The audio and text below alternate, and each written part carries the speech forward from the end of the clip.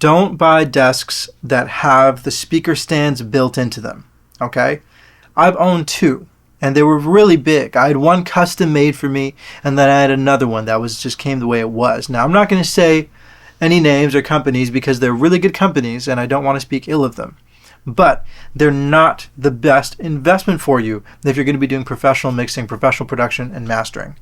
The reason being, eventually you're going to upgrade your monitors. Eventually your monitors are going to get really heavy, and eventually you're going to need more support than your desk might be able to provide to you. You're going to need your monitors to be wider apart than your desk will permit you to put them. You're going to need things that you're going to be restricted by with your desk. Now, on top of this, your desk might be a hollow container for which you're going to have a lot of resonance issues when you put your monitors on top.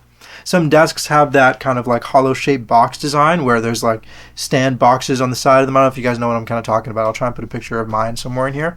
But some desks come like that. And the problem with desks like that is that you can't fill that hollow area with sand. You can't fill it up with acoustic material like insulation. And therefore you're going to get a ridiculous amount of low-end resonance, low-mid resonance, all kinds of resonance going on in those monitors.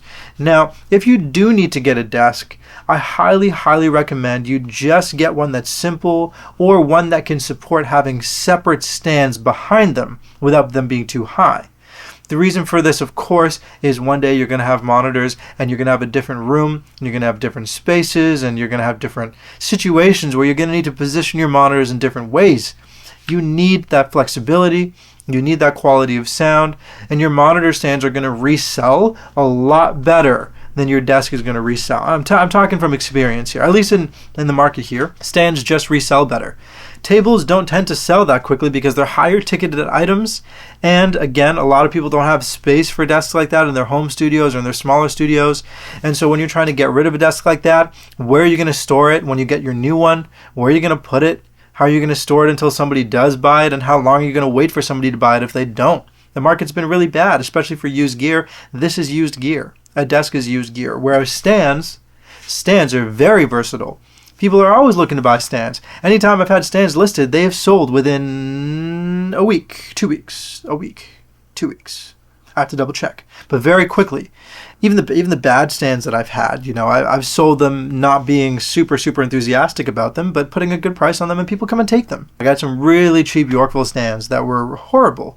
I'll name Yorkville, because you guys, your stands anyway. But that said, that is my experience. Don't get the desk. Don't get the big desk. Don't be fooled by it.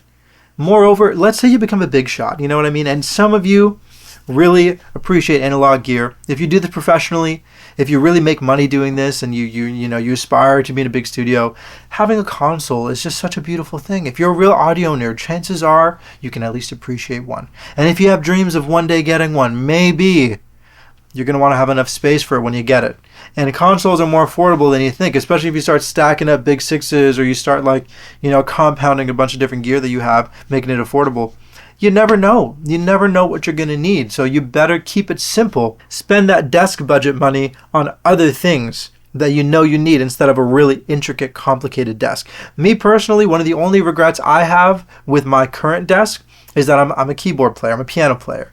And so being an accomplished pianist and not having quick access to my piano under my desk to pull it out, I miss that. I do. And I regret that. And if you're a producer and an instrumentalist, that is one place you might want to consider, maybe spending a little extra if you are getting a desk to install the little keyboard rack on the bottom or whatever. This desk is a sit-stand desk, so it might not even be able to support the weight of my big keyboard over there. But that's my only regret. I really, really love the desk I have. It's the simplicity of it in this room, and I kind of keep it simple in all the studio rooms because simple is better. Being able to modify and be modular is better.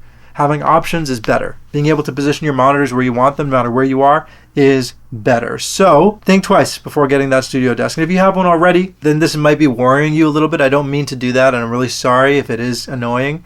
If you are worried and you feel like these are real considerations, list it now. By the time you're going to be ready to sell it, a bunch of people would have seen it, and you might get a lead on it in a month, 2 months, 6 months, a year's time by the time you're ready to upgrade. So hopefully this does help.